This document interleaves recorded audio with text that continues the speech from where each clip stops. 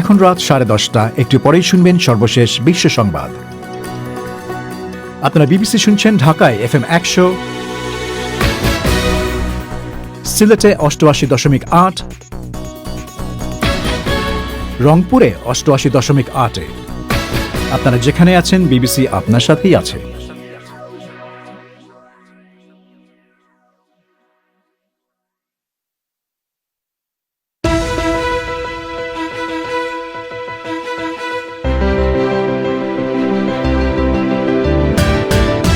বেলারুসে president লুকাশেঙ্কোর বিরুদ্ধে বিক্ষোভ চলছে, 125 জন গ্রেফতার। বাংলাদেশে গত 14 বছরে 600 জনেরও বেশি গুম, জানিয়েছে একটি মানবাধিকার সংগঠন। পরিবারগুলোর অভিযোগ, আইন শৃঙ্খলা রক্ষাকারী বাহিনীর কাছ থেকে কোনো সাহায্য পাওয়া যায় না। আমরা ডিবি, র্যাব অফিস, স্বরাষ্ট্রমন্ত্রী, থানা জিটি করা হয়েছে, সব করছি। এক একবার এক এক ধরনের কথা বলে হচ্ছে, হবে, কিছুই করে না। আমাদের কোনো খোঁজও রাখা নেই আপনাদের সন্তানের এই হয়েছে। কক্সবাজারে রোহিঙ্গাদের শিবিরে নতুন ও পুরনো শরণার্থীদের মধ্যে সংঘর্ষ। ইতিহাসের সাক্ষীতে বিষয় নেলসন ম্যান্ডেলার মুক্তি। তবে শুরুতেই সবশেষ বিশ্ব সংবাদ।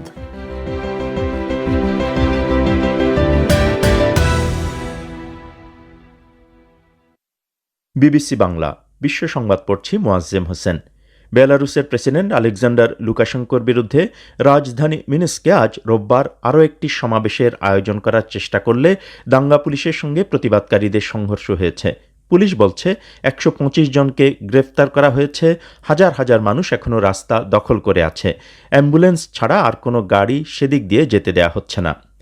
যুক্তরাষ্ট্রে আভ্যন্তরীণ নিরাপত্তা দপ্তর হোমল্যান্ড সিকিউরিটির প্রধান চ্যাড উলফ বলছেন, ওরেগনের পোর্টল্যান্ডে সহিংস বিক্ষোভ অবসানে সব উপায় খোলা আছে। মিস্টার উলফ এবিসি নিউজকে বলেছেন, স্থানীয় এবং রাজ্যের কর্মকর্তারা আইন শৃঙ্খলা রক্ষাকারী বাহিনীকে তাদের কাজ করতে দিচ্ছে না। প্রেসিডেন্ট ট্রাম্পের সমর্থকদের সঙ্গে ব্ল্যাক লাইভস ম্যাটার আন্দোলনকারীদের সংঘর্ষে একজন শ্বেতাঙ্গের মৃত্যুর পর তিনি এই মন্তব্য করলেন। করোনা ভাইরাসে আক্রান্ত হিসেবে সারা বিশ্বে শনাক্ত মানুষের সংখ্যা 2.5 কোটি ছাড়িয়ে গেছে। মারা গেছে কমপক্ষে 8,40,000 মানুষ। সবচেয়ে বেশি আক্রান্ত হয়েছে যুক্তরাষ্ট্র এবং ব্রাজিলে। তবে দৈনিক নতুন রোগী শনাক্ত হওয়ার সংখ্যায় সবাইকে ছাড়িয়ে গেছে ভারত। আজ রোববার সেখানে কমপক্ষে 78,000 মানুষের আক্রান্ত হওয়ার খবর রেকর্ড করা হয়েছে। জার্মানির পার্লামেন্ট ভবনের সামনে কট্টর দক্ষিণপন্থীদের শনিবারের বিক্ষোভকে গণতন্ত্রের বিরুদ্ধে অসহনীয় হামলা বলে বর্ণনা করেছেন সেদেশের প্রেসিডেন্ট। করোনা ভাইরাসের কারণে দেয়া বিধিনিষেধের প্রতিবাদে বিক্ষোভকারীরা জোর করে পার্লামেন্ট ভবনে ঢোকার চেষ্টা করে। জার্মান প্রেসিডেন্ট ফ্র্যাঙ্ক ওয়াল্টার স্টেনমেয়ার বলেছেন, বিক্ষোভকারীরা গণতন্ত্রের শত্রুদের হাতের পুতুলের মতো আচরণ করেছে। আফগানিস্তানের সাবেক প্রেসিডেন্ট হামিদ কারজাই সরকারের কোনো কাঠামোর অংশ হতে অস্বীকৃতি জানিয়েছেন। গতকালই তাকে নবঘোষিত জাতীয় সমঝোতা পরিষদের জন্য মনোনীত করা হয়েছিল। মিস্টার কারজাইয়ের অফিস থেকে বলা হয়েছে, তিনি বরং আফগানিস্তানে শান্তি প্রতিষ্ঠার চেষ্টায় তার কাজ অব্যাহত রাখবেন। চীনের উত্তরাঞ্চলীয় শাংসি প্রদেশের কর্তৃপক্ষ বলছে, শনিবার বড় আকারের একটি রেস্তোরাঁ ধসে পড়লে 29 জন নিহত হয়েছে। স্থানীয় একটি গ্রামে দোতলা এই রেস্তোরাঁটি হঠাৎ করে ভেঙে পড়ে। সে সময় ভেতরে লোকজন ছিল অনেক। জন্মদিন পালনের উদ্দেশ্যে তারা সেখানে জড়ো হয়েছিলেন। নির্মাণ খাতে নিম্নমানের কাজ এবং দুর্বল নজরদারি ব্যবস্থার কারণে চীনে প্রায়শই এই ধরনের দুর্ঘটনা ঘটে। বিবিসি বাংলার পরিক্রমায় আপনাদের স্বাগত জানাচ্ছি। মিজানুর রহমান খান। FM এর পাশাপাশি শর্টওয়েভে এই অনুষ্ঠানটি শুনতে পাচ্ছেন 41 মিটার ব্যান্ডে 7285 কিলোহার্টজ এবং 7505 কিলোহার্টজে। সারা বিশ্বে আজ পালিত হচ্ছে আন্তর্জাতিক গুম প্রতিরোধ দিবস। বাংলাদেশে গত 14 বছরে 604 জন গুম হয়েছে বলে জানিয়েছে মানবাধিকার সংগঠন আইন ও সালিশ কেন্দ্র। তাদের মধ্যে 3 শতাধিক মানুষের এখনও কোনো খোঁজ পাওয়া যায়নি। ভুক্তভোগী পরিবারের অভিযোগ, প্রিয়জনের খোঁজ পেতে তারা বারবার আইন শৃঙ্খলা রক্ষাকারী বাহিনীর কাছে গেলেও কোনো ধরনের সহায়তা পাননি তারা। তবে সরকার বলছে, গুমের বিষয়ে যে পরিসংখ্যান দেখানো হচ্ছে বা যে অভিযোগগুলো আসছে সেগুলোর সবটাই সত্য নয়। এ নিয়ে ঢাকা থেকে পাঠানো সঞ্জনা চৌধুরীর প্রতিবেদন। 2013 সালের 4 ডিসেম্বর সন্ধ্যা 6টার দিকে ঢাকার নাখালপাড়ার নিজ বাড়ি থেকে টিউশনির কথা বলে বের হন আয়েশা আলীর ছেলে আব্দুল কাদের মাসুম। তিতুমির কলেজের ফিন্যান্স বিভাগ পড়ুয়া ওই ছাত্রের বয়স ছিল তখন 24। ওই দিন রাতে ছেলে বাড়িতে না ফিরলে মা আয়েশা আলী খোঁজ নিয়ে জানতে পারেন বসুন্ধরা এলাকা থেকে তার ছেলের সাথে আরও 3 জনকে র্যাবের কালো পোশাক পরা কয়েকজন দুটো মাইক্রোবাসে তুলে নিয়ে গেছে। এরপর তাদের আর কোনো খোঁজ মিলেনি। একমাত্র ছেলের সন্ধানে গত 7 বছর ধরে এই মা আইনের দরজায় কড়া নাড়লেও সাড়া পাননি কোথাও। আমরা ডিবি, র্যাব অফিস, স্বরাষ্ট্রমন্ত্রী, থানা জিটি করা হয়েছে, সব করছি, করার কোথাও বাকি নেই। আমরা খোঁজ খবরও রাখি, এখনো রাখি, কিন্তু কোনো হদিস নাই। একবার এক এক ধরনের কথা বলে, হচ্ছে হবে, আজকে কিছুই করে না, আমাদের কোনো খোঁজও রাখা নেই। আপনাদের সন্তানের এই হয়েছে কেন, আজকে আমার সন্তানের আমি মুখ দেখবো না, না দেখ সুন্দর, আমার সন্তানের কামাই আমি পাবো না, আমার সন্তানকে আমি চোখ ভরে দেখবো না। অপরাধ থাকলে বিচার করেন, কিন্তু আমাদেরকে এইভাবে কষ্ট, সন্তানটা আমার সম্পদ। একই দিনে ঢাকার শাহিনবাগ এলাকা থেকে আইনশৃঙ্খলা বাহিনীর পরিচয় দিয়ে 7 জনকে ধরে নিয়ে যাওয়া হয়। তাদের মধ্যে একজন ছিলেন মিনু আক্তারের স্বামী মোহাম্মদ কাউসার হোসেন। 3 বছর বয়সী মেয়েকে নিয়ে বরিশালে নিজ গ্রামের বাড়িতে থাকায় স্বামীকে কে বা কারা কোথায় নিয়ে গেছে কিছুই জানতে পারেননি তিনি। ঢাকায় এসে স্বামীর সন্ধানে আইনশৃঙ্খলা বাহিনীর দ্বারে দ্বারে ঘুরলেও আশাহত হয়েই তাকে ফিরে আসতে হয়েছে বারবার। মেয়ে তো বাবার কাছে জিজ্ঞেস করে, আম্মু আব্বা আসবে না, ঈদ যায়, জন্মদিন যায়, আম্মু আব্বা আইলে এবার জন্মদিন একটু বড় করে কইরো, কি বলবা, আইবো না এটা তা আমরাই জানি না, ওদের কি বলবো। পরে শুনি র্যাপ ওয়ানের লোক ছিল, র্যাপের ব্যাচ ছিল, সবাই বলতেছে। পরে আমি এই খুঁজতে গেলাম র্যাপের অফিসে, যারা স্বীকার করে না, বলতেছে না আমগো কোনো টিমদিন যায় না। যতদূর যাওয়ার গেছি, খোঁজ খবর যতদূর নেওয়ার নিচ্ছি। পরে থানায় গেছিলাম জিডি করতে, জিডিও নেয় না আমাদের, বলছে কার বিরুদ্ধে জিডি করবেন আপনারা। বাংলাদেশের মানবাধিকার সংগঠন আইন ও সালিশ কেন্দ্রের সবশেষ তথ্য অনুযায়ী বাংলাদেশে গত 14 বছরে 604 জন গুম হয়েছেন। তাদের মধ্যে পরবর্তীতে 78 জনের লাশ উদ্ধার হয়, 89 জনকে গ্রেফতার দেখানো হয় এবং ফেরত আসেন 57 জন। বাকি 380 জনের খোঁজ আজ পর্যন্ত মেলেনি। স্বজন, প্রত্যক্ষদর্শী ও মানবাধিকার সংগঠনগুলোর কাছ থেকে পাওয়া তথ্য অনুযায়ী গুম হওয়া অধিকাংশ ব্যক্তিদের সাদা পোশাকে আসা র্যাব, ডিবি পুলিশ বা গোয়েন্দা বিভাগের পরিচয়ে এসে তুলে নেওয়া হয়েছে। এ নিয়ে মামলা হলেও নিখোঁজদের সন্ধানে আইনশৃঙ্খলা বাহিনী শুরু থেকেই উদাসীন ছিল বলে অভিযোগ করেছেন মানবাধিকার কর্মী নীনা গোস্বামী। একে ন্যায় বিচারের চরম লঙ্ঘন বলে তিনি উল্লেখ করেন। যেখানেই থাকুক না কেন, কোথায় আছে এটা বের করার দায়িত্বও তো আমাদের আইন শৃঙ্খলা রক্ষাকারী বাহিনীরও। কারণ আইন শৃঙ্খলা রক্ষাকারী বাহিনী বাংলাদেশে যে সক্ষমতা আছে সেটা দিয়ে তারা যথেষ্ট সক্ষম, তারা এটা বের করার জন্য। হয়তো তারা বলতে চায় না, আর একটা হতে পারে খুব জোর দিয়ে তাদেরকে খোঁজা হয়নি, সক্ষমতার সর্বোচ্চ ব্যবহার করা হয়। যদি সত্যিকারের সে জড়িত থাকে কোনো অপরাধে, তার সেই অপরাধের বিচার হোক, কিন্তু তার মানে তাকে গায়েব করে ফেলা, এইটা তো হতে পারে না। তাদের ন্যায় বিচার নিশ্চিতের পথে কিন্তু এটা একটা বড় বাধা। বাংলাদেশ সরকারের পক্ষ থেকে গুমের ঘটনা বরাবর অস্বীকার করা হলেও দেশি বিদেশি মানবাধিকার সংগঠন এবং জাতিসংঘ মানবাধিকার কমিটি বারবার উদ্বেগ জানিয়েছে। গুমের শিকার হওয়া এই ব্যক্তিদের মধ্যে রাজনৈতিক নেতাকর্মী যেমন আছেন, তেমনি আছেন অনেক সাধারণ মানুষ। আবার যাদের খোঁজ পাওয়া গেছে তাদেরকে কারা এবং কেন ধরে নিয়ে গিয়েছিল, তারা এতদিন কোথায় ছিলেন, সেই রহস্য ভেদ হয়নি। যেসব বাহিনীর বিরুদ্ধে দায়িত্বে অবহেলার অভিযোগ এসেছে তাদের সাথে বারবার যোগাযোগ করেও কোনো সাড়া মেলেনি। তবে গুম হওয়ার বিষয়ে যেসব অভিযোগ ও পরিসংখ্যান আসছে সেগুলোর সত্যতা নিয়েও প্রশ্ন তুলেছেন স্বরাষ্ট্র মন্ত্রণালয় সম্পর্কিত সংসদীয় স্থায়ী কমিটির সভাপতি শামসুল হক। যে সমস্ত তথ্য উপাত্ত আছে, এ সমস্ত তথ্য একেবারে পুরোপুরি যে সত্য তাও নয়। কাজে সব বিষয়ই সত্য হোক আর মিথ্যা হোক, এটাকে অত্যাধিক গুরুত্ব দিয়েই এটা তদারকি করছেন। এই তথ্যটা সম্পূর্ণ সত্য কিনা এ বিষয়ে তদন্তের অপেক্ষা রাখে। খুঁজে বের করা যাচ্ছে না এটা সম্পূর্ণ সত্য নয়। যদি এ ধরনের কোনো ঘটনা সুনির্দিষ্ট অভিযোগ থাকে, সে অভিযোগের ভিত্তিতে তদন্ত চলছে। এর আগে আইন ও সালিশ কেন্দ্র প্রতিটি গুমের অভিযোগের সুষ্ঠু তদন্ত নিশ্চিতে স্বাধীন ও নিরপেক্ষ কমিশন গঠন, গুম প্রতিরোধে আন্তর্জাতিক সনদে স্বাক্ষর করতেও সরকারের প্রতি আহ্বান জানায়। এ ছিল ঢাকা থেকে পাঠানো সঞ্জনা চৌধুরীর প্রতিবেদন। করোনা ভাইরাসে আক্রান্ত হিসেবে সারা বিশ্বে শনাক্ত মানুষের সংখ্যা 2.5 কোটি ছাড়িয়ে গেছে। মারা গেছে কমপক্ষে 8,40,000 মানুষ। সবচেয়ে বেশি আক্রান্ত হয়েছে যুক্তরাষ্ট্রে, তারপর ব্রাজিল এবং ভারতে। বাংলাদেশে গত 24 ঘন্টায় আরও 42 জনের মৃত্যু হয়েছে। এ নিয়ে কোভিড-19 রোগে মৃতের সংখ্যা দাঁড়ালো 4,000-এর বেশি। এই একই সময়ে বাংলাদেশে নতুন রোগী হিসেবে শনাক্ত হয়েছেন 1,897 জন। ফলে মহামারী শুরু হওয়ার পর এখন পর্যন্ত 3,10,000 মানুষ করোনা ভাইরাসে আক্রান্ত বলে শনাক্ত করা হয়েছে। বাংলাদেশে কি করোনা ভাইরাসের ভয় এখনো রয়ে গেছে নাকি এটি নিয়ন্ত্রণে চলে এসেছে জানতে চেয়েছিলাম জনস্বাস্থ্য বিশেষজ্ঞ এবং বাংলাদেশ পাবলিক হেলথ ফাউন্ডেশনের প্রধান শারমিন ইয়াসমিনের কাছে।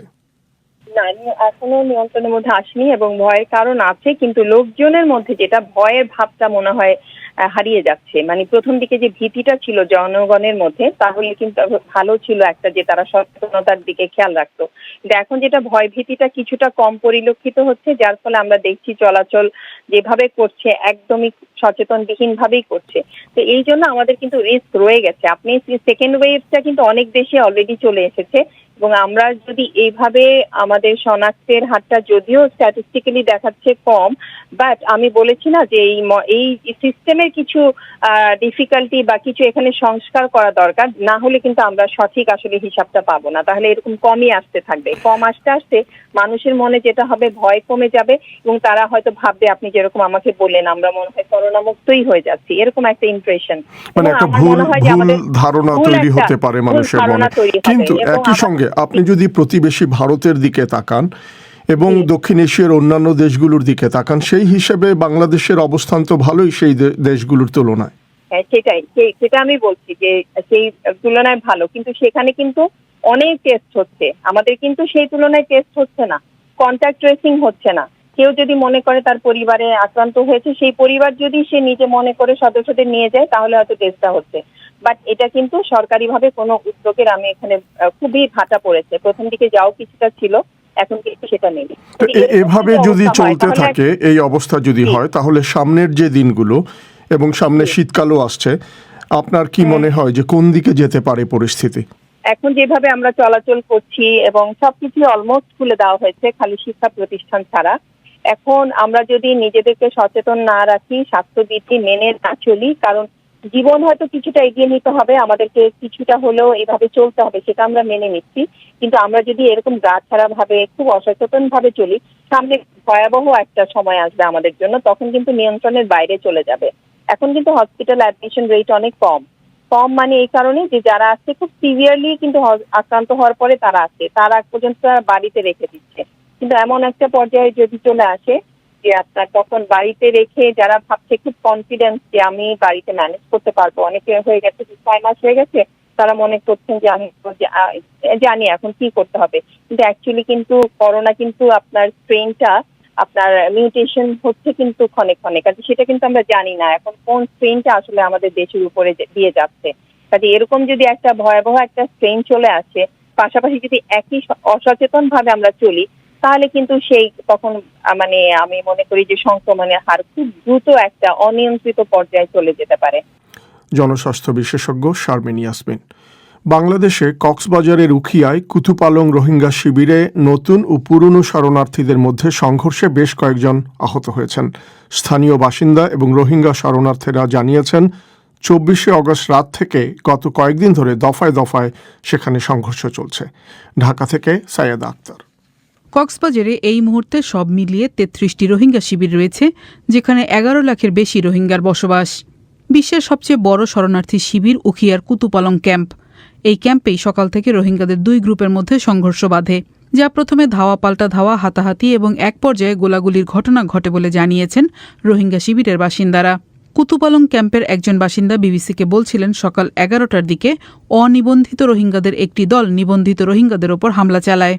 গত 26 তারিখ থেকে ক্যাম্পে থেমে থেমে কিছুটা ওদের মধ্যে অভ্যন্তরীণ বিরোধের কারণে কিছুটা সংঘর্ষের সংবাদ আমরা পাচ্ছিলাম। গত 27 তারিখ ওদের মধ্যে একটু সংঘর্ষ হয়েছে, যার পরপরই আসলে আমাদের সেনাবাহিনী বা বিভিন্ন আইন শৃঙ্খলা বাহিনী সহ মিলে আমরা সেই পরিস্থিতি নিয়ন্ত্রণে করা হয়েছিল। প্রত্যেকে আমাদের যে পুলিশের বা সেনাবাহিনীর অ্যাক্টিভিটি বাড়ানো হয়েছে। আজকে সকাল থেকেও ওদের মধ্যে আবারই পুরাতন যে বিরতি ছিল সেটিও একটি সংঘর্ষের রূপ নিয়েছিল। তৎক্ষণাৎ আমাদের আইন শৃঙ্খলা বাহিনী যারা কাজ করে, এপিবিএন এর সদস্য, পুলিশ এবং সেনাবাহিনী সহ সহযোগিতায় বর্তমানে ক্যাম্পের সার্বিক পরিস্থিতি আমাদের নিয়ন্ত্রণে আছে। নতুন এবং পুরনো মিলিয়ে যে বিপুল সংখ্যক রোহিঙ্গা শরণার্থী বাংলাদেশে রয়েছেন তাদের অনেকেই বিভিন্ন অপরাধ কর্মকাণ্ডে জড়িয়ে পড়েছেন বলে জানিয়েছে আইনশৃঙ্খলা রক্ষাকারী বাহিনী। পুলিশ বলছে কক্সবাজারের ক্যাম্পগুলোকে ঘিরে বেশ কয়েকটি গ্যাং বা অপরাধ চক্র গড়ে উঠেছে এবং এই গ্যাংগুলোর মধ্যে আধিপত্য বিস্তারকে কেন্দ্র করেই সংঘর্ষের ঘটনাগুলো বাড়ছে। বিশ্লেষকেরা মনে করেন কেবল আধিপত্য বিস্তার নয়, নিষিদ্ধ মাদক ইয়াবা ব্যবসা ও তার টাকা ভাগাভাগি এবং মানব পাচার কেন্দ্রিক ব্যবসার দ্বন্দ্বের কারণেই মূলত এ ধরনের সংঘর্ষের ঘটনাগুলো বাড়ছে।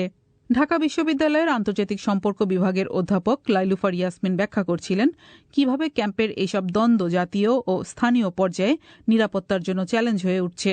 একটা হচ্ছে ড্রাগ রিলেটেড, আরেকটা হচ্ছে ল এনফোর্সমেন্ট এজেন্সির সাথে তাদের যে পার্টিকুলার কনফ্রন্টেশন হয় সেগুলো সংক্রান্ত, মানে ওখানে ফ্যামিলি ইনভলভ, যার ফলে যখনই আর কি পুলিশ তাদেরকে ধরতে যাচ্ছে তো বিভিন্নভাবে তারা পালিয়ে যাচ্ছে। কিন্তু চোরাচালান রিলেটেড যে ইস্যুগুলো সেটার সাথে যেহেতু অনেক ক্ষেত্রে লোকাল অনেক স্টেক হোল্ডার আছে সেহেতু কিন্তু এটাকে অ্যাড্রেস করা যাচ্ছে না। এই জন্য আমি একটু মনে করি যে এটা আমাদের ন্যাশনাল সিকিউরিটির জন্য একটা থ্রেট ছিল, একটা বিশাল থ্রেট। এটা শুধুমাত্র ড্রাগস নয়, এটা হচ্ছে ওখান থেকে বে অফ বেঙ্গলের রুটটাকে ইউজ করে হিউম্যান স্মাগলিং, এই দুইটা জিনিস আমি মনে করি যে খুব সিগনিফিকেন্ট।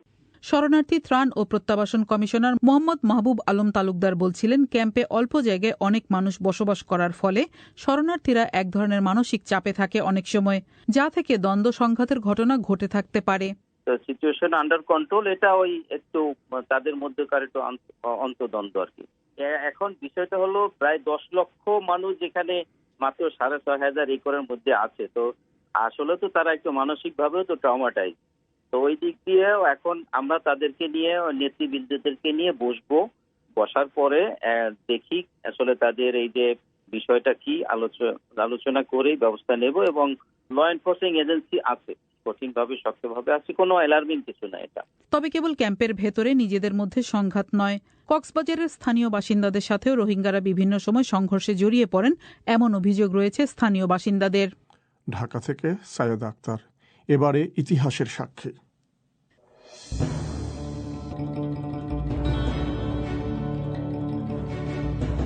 ইতিহাসের সাক্ষী। দীর্ঘ 27 বছর বন্দী থাকার পর 1990 সালের 11 ফেব্রুয়ারি কারাগার থেকে মুক্ত হন দক্ষিণ আফ্রিকার অবিসংবাদিত নেতা নেলসন ম্যান্ডেলা। বর্ণবাদের বিরুদ্ধে আজীবন লড়াই করেছেন তিনি। তার মুক্তির এই দিনটির জন্য দক্ষিণ আফ্রিকার লাখ লাখ কৃষ্ণাঙ্গ অপেক্ষা করছিল। এর মধ্য দিয়েই দেশটিতে অবসান ঘটে 4 দশকেরও বেশি সময়ের শ্বেতাঙ্গ শাসনের। নেলসন ম্যান্ডেলার মুক্তির সেই দিনটি নিয়েই আজকের ইতিহাসের সাক্ষী।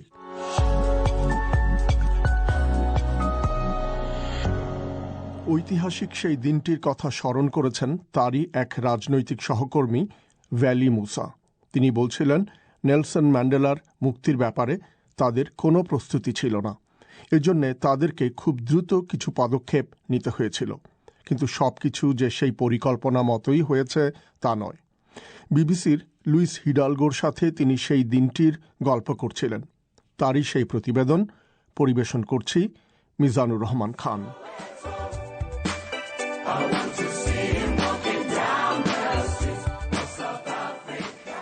Yesterday evening, I met with Mr. Mandela in Cape Town. এর মাত্র এক সপ্তাহ আগেও দক্ষিণ আফ্রিকায় নিষিদ্ধ ছিলেন বর্ণবাদ বিরোধী এই নেতা ভ্যালি মুসা। এমনকি বাড়ি থেকে বের হওয়ারও অনুমতি ছিল না তার। কিন্তু হঠাৎ করেই তারা দেখলেন সেই নিষেধাজ্ঞা উঠে গেছে। শুধু তাই নয়, বিশ্বের সবচেয়ে বড় একটি খবরের কেন্দ্রে উঠে এসেছেন তারা। On the 10th of February, which was a Saturday morning, the regime asked for a meeting and we went, a small delegation of us, and they said 10ই ফেব্রুয়ারি ছিল শনিবার। সেদিন সকালে সরকার আমাদের সঙ্গে বৈঠক করার কথা জানালো। আমরা ছোট্ট একটা প্রতিনিধি দল নিয়ে সেখানে গেলাম। সরকার বলল তারা আমাদের জানাতে চায় যে আগামীকাল অর্থাৎ পরদিন নেলসন ম্যান্ডেলাকে মুক্তি দেয়া হবে। 11ই ফেব্রুয়ারি রবিবার 1990 সাল সকাল 11টায় তারা বললেন নেলসন ম্যান্ডেলা চান মুক্তির পর তাকে যেন কারাগারের গেটে তার কমরেডদের কাছে তুলে দেয়া হয়। 24 ঘন্টারও কম সময়ের মধ্যে তাকে ছেড়ে দেয়া হচ্ছে। এজন্য আমাদের কোনো প্রস্তুতি ছিল না। তখন সব কিছু ম্যানেজ করা আমাদের জন্য খুব কঠিন হয়ে পড়েছিল। দক্ষিণ আফ্রিকার এই মুক্তিযোদ্ধাদের এরকম একটি ঘটনা আয়োজনের কোনো অভিজ্ঞতা ছিল না। তাদের কাছে ছিল অল্প কিছু গাড়ি, কিন্তু পেশাদার কোনো চালক ছিল না। মুক্তির পর নেলসন ম্যান্ডেলা যে গাড়িতে করে সেন্ট্রাল স্কোয়ারের দিকে যাচ্ছিলেন, সেটি জনতার ভিড়ে আটকা পড়ে যায়। He had Nelson Mandela in his car, so he wanted to be safe, so he just drove away from the crowds. And we couldn't. গাড়ির চালক নিরাপদে থাকতে চেয়েছিলেন এবং জনতার ভিড় থেকে নেলসন ম্যান্ডেলাকে বাঁচাতে তিনি তাকে নিয়ে অন্য কোথাও চলে গিয়েছিলেন। আমরা তাকে ফোনও করতে পারছিলাম না। আমার মনে আছে আমরা কয়েকজন তখন ঠিক বুঝতেও পারছিলাম না যে কি করব। আমাদের সঙ্গে আর্চ বিশপ টুটুও ছিলেন। এক পর্যায়ে আমরা নেলসন ম্যান্ডেলাকে হারিয়ে ফেললাম। আমরা জানতাম না তিনি কোথায়। কেপটাউনের একজন ট্রাফিক অফিসার অবশেষে তাদেরকে জানালেন যে নেলসন ম্যান্ডেলাকে পাওয়া গেছে।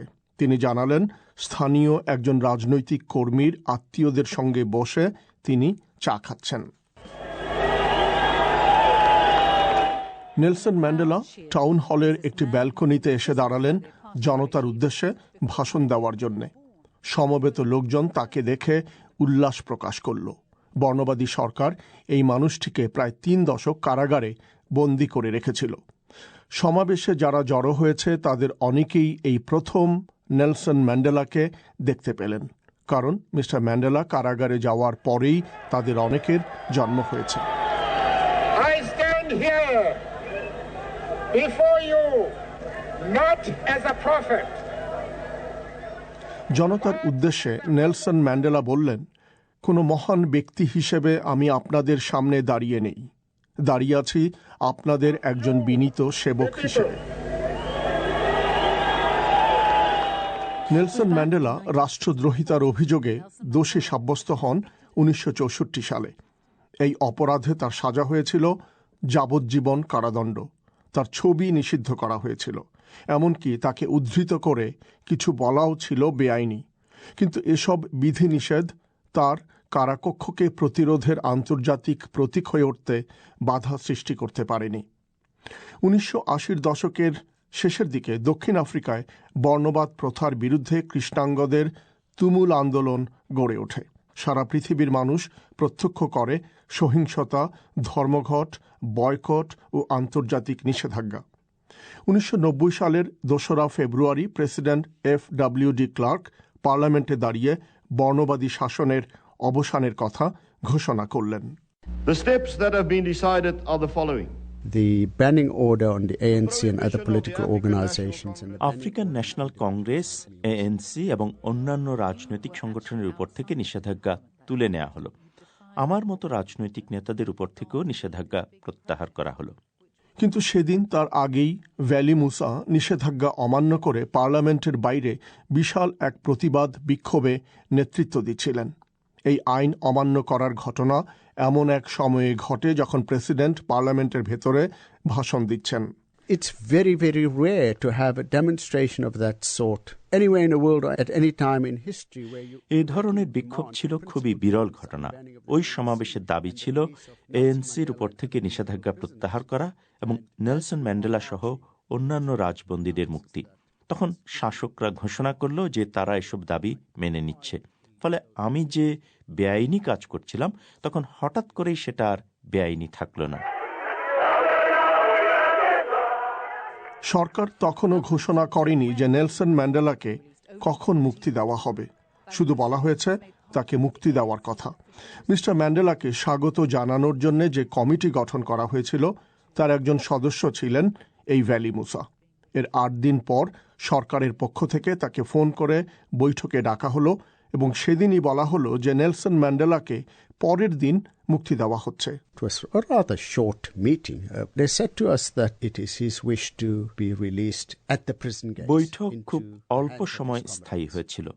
তারা জানালেন নেলসন ম্যান্ডেলা ইচ্ছে প্রকাশ করেছেন তাকে যেন জেলখানার গেটে মুক্তি দেয়া হয়, তাকে যেন তুলে দেয়া হয় তার রাজনৈতিক সহকর্মীদের হাতে। তখন আমি ও আমার সহকর্মীদের মনে হয়েছিল যে তাদেরকে বলি, তোমরা কি তাকে আরও কিছু সময় জেলে আটকে রাখতে পারো না, যাতে আমরা কিছু একটা আয়োজন করতে পারি? কিন্তু আমরা সেরকম কিছু বলিনি। পরে তারা জানতে পেরেছিলেন যে নেলসন ম্যান্ডেলা তার মুক্তির ব্যাপারে আরও কিছুটা সময় চেয়েছিলেন, কিন্তু প্রেসিডেন্ট WD ক্লার্ক সেই অনুরোধ প্রত্যাখ্যান করেন। সরকার চেয়েছিল খুব নীরবে তাকে মুক্তি দিতে, কিন্তু নেলসন ম্যান্ডেলা তাতে অস্বীকৃতি জানান। তিনি তাদেরকে বলেন, অন্যান্য বন্দীদের যেভাবে মুক্তি দেওয়া হয় তিনিও ঠিক সেভাবেই জেল থেকে বের হয়ে যেতে চান। মুক্তির আগেও নেলসন ম্যান্ডেলার সাথে কয়েকবার দেখা করেছিলেন valley Musa. There wasn't time for fanfare and celebration and sentiment. তার মুক্তির বিষয়ে উৎসব আয়োজন করার মতো আর কোনো সময় আমাদের ছিল না। এটাই ছিল বাস্তবতা। তিনিও খুব শান্ত ছিলেন।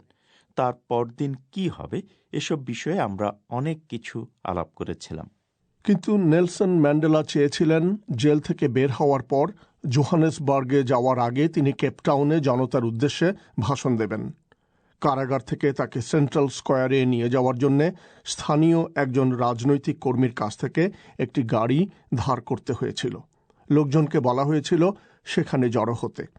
তখন তো আর ল্যাপটপ ছিল না, তাই নেলসন ম্যান্ডেলার ভাষণ টাইপ করতে ভ্যালি মুসাকে বেশ কয়েকবার কারাগার ও কেপটাউন শহরে যাওয়া আসা করতে হয়েছিল।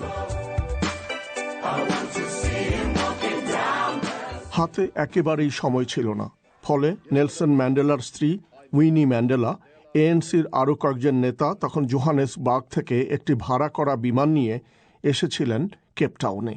You know, these were all people straight from the barricades who were not accustomed to chartering aeroplanes. And those small এসব লোকজনের ভাড়া করা বিমানে চলাচলের কোনো অভিজ্ঞতা ছিল না।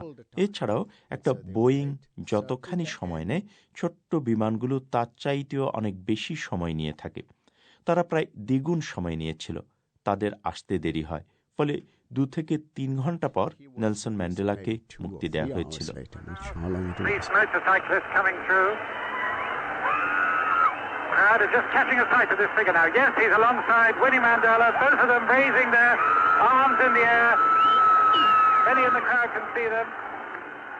এর কয়েক ঘন্টা পর যখন সন্ধ্যা নেমে আসে, নেলসন ম্যান্ডেলা কেপটাউনের টাউন হলের ব্যালকনিতে গিয়ে দাঁড়ালেন, ভাষণ দিলেন জনতার উদ্দেশ্যে। তাড়াহুড়োর মধ্যে তিনি তার চশমা হারিয়ে ফেলেছিলেন। সিটি হলের ব্যালকনিতে দাঁড়িয়ে নেলসন ম্যান্ডেলা জনতার সমুদ্রের উদ্দেশ্যে ভাষণ দিলেন। মনে হচ্ছিল সব কিছু যেন নিখুঁতভাবে শেষ হচ্ছে।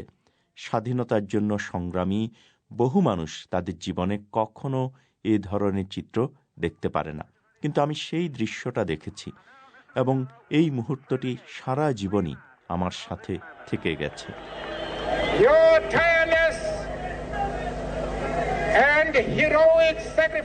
ভাষণে নেলসন ম্যান্ডেলা বলছেন, দক্ষিণ আফ্রিকার সংখ্যাগরিষ্ঠ মানুষ, শ্বেতাঙ্গ এবং কৃষ্ণাঙ্গ, তারা আজ স্বীকার করে নিয়েছেন যে বর্ণবাদের কোনো ভবিষ্যৎ নেই।